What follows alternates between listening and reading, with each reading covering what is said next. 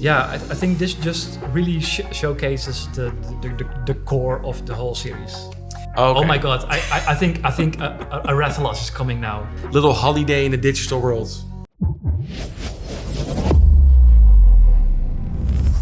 Hey guys, welcome back to another Hunchback React, and we're here with the lovely Remco Dazelaar.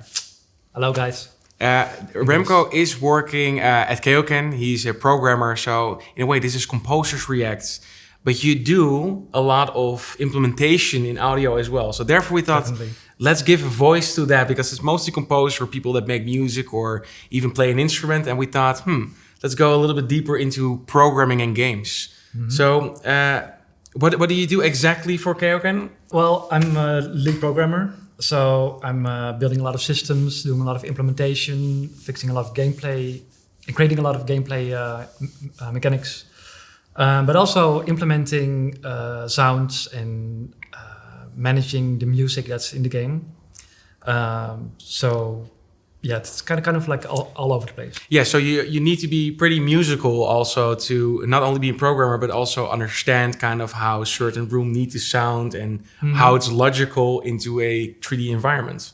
Definitely. So we ask every composer always to bring their favorite trailer. Which one did you bring for us? I brought the Monster Hunter World trailer.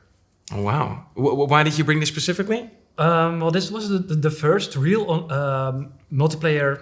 Well, I mean, all games had multiplayer, but this is like the first MMO on a console for Monster Hunter games.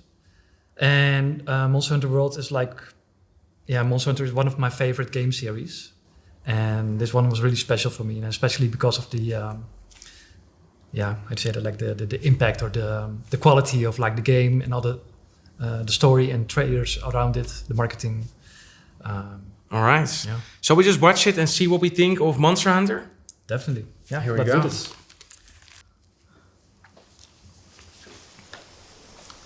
Capcom, of course. They made a few games. They definitely made a lot of games. So everything from this point on is in-game. That's pretty good, huh? Normally they show all these things that are not in-game, just cinematics. Mm-hmm. Especially all the little sounds you hear. Yeah. Enriching the environments. It's giving like a good showcase of...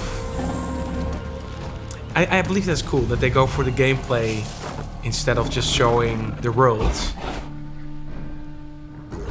Look at that. It's so cool to design one of the... Oh, in the neck. You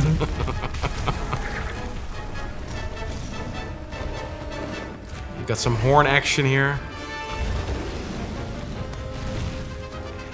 It fits though. Is it similar than in the game itself? Yeah, this is, well, I mean, of course, during the game, the music, it's very adaptive. So during the fight, you heard a lot of changes in the music. For example, wow. Right now, look at that. Okay.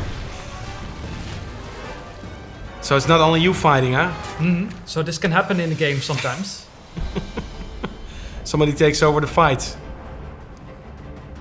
Look at that. Monster Hunter Worlds.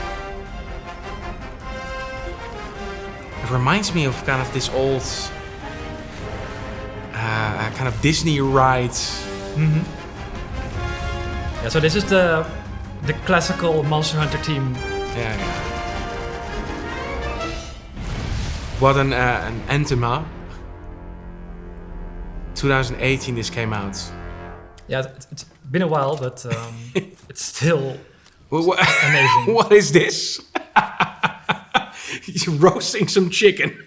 Yes. So yeah, during your hunt, you have to like survive and like gather materials, and some of them you can like craft into consumables that you use during the fight. It's a funny trailer because it's not really. It's showing a situation. It's showing a few of these particle effects here. The sounds popping in. Mm-hmm. There's this team coming in, but it's not really a conventional trailer. It shows the gameplay. It shows a little bit like, hey, this is what you can expect. as a situation. Do you think that's actually a good approach for this one? Like if you have played it a lot, do you think this is a good scenario that they just gave people that didn't know Monster Hunter? Well, it's kind of like there's a duality.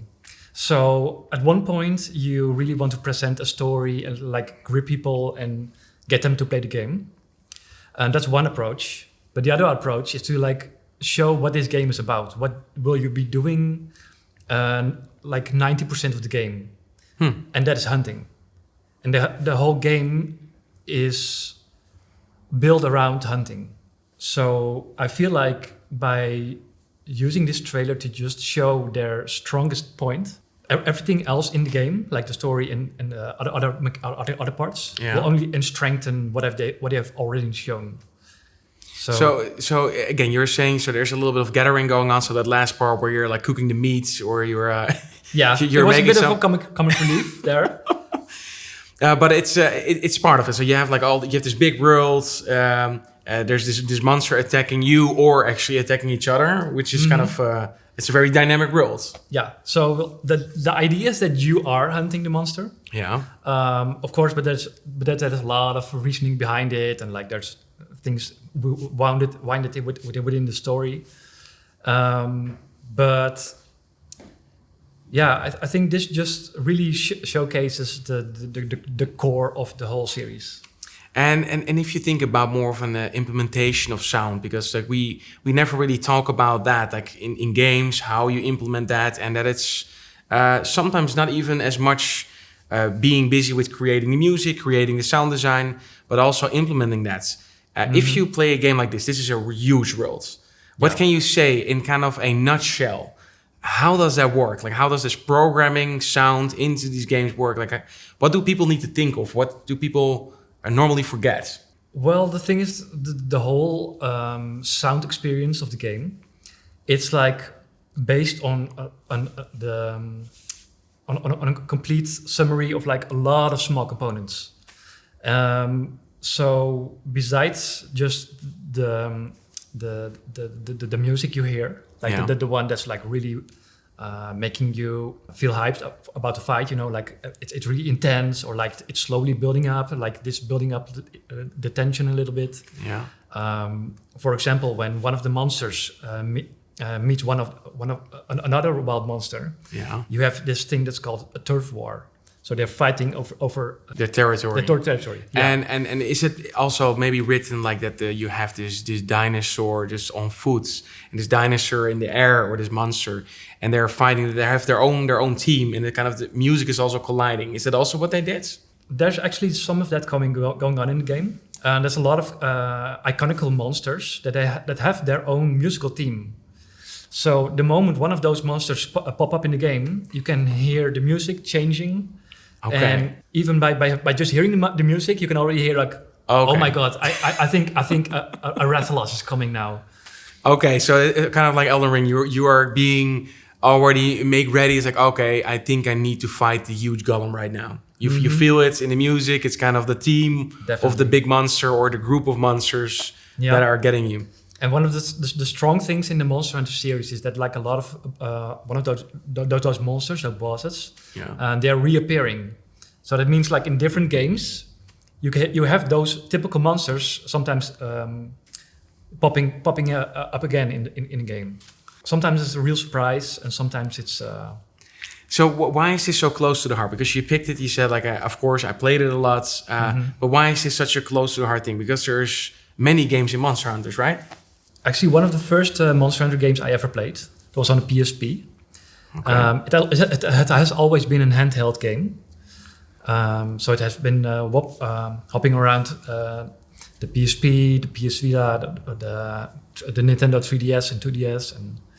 And then this one, this game was the first time they came to Xbox? This is the first time they came to the PlayStation. A PlayStation? Yeah. So actually, Nintendo now kind of owns the large part of the brand. So all of the last games in the last, I think, 10 years or so, they have been on the 3DS, the Wii, the Wii U, the Switch now. So they really made ports for all this extra device and just keep it handheld, but now it's every platform. Right now, it's just Nintendo. Oh, now it's only a Nintendo again. Yeah. So why did they make that switch? And on the PC. Well, the thing is, the Monster Hunter World was a separate production. So like this was more a massive multiplayer game. Okay, kind of like a branch off of the brands to say, Definitely. okay. And then eventually when they continued the series, they went back kind of to where they kind of came from. Yeah, so they're actually back on track, like with their normal release. Do you like this or are you against this? I'm kind of conflicted because the PS4 version, the Monster Hunter World, is actually one of the highest budget Monster Hunter games they've made.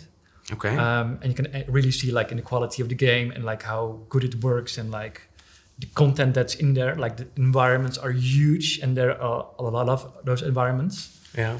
I think there's like 6 or 7 of those maps.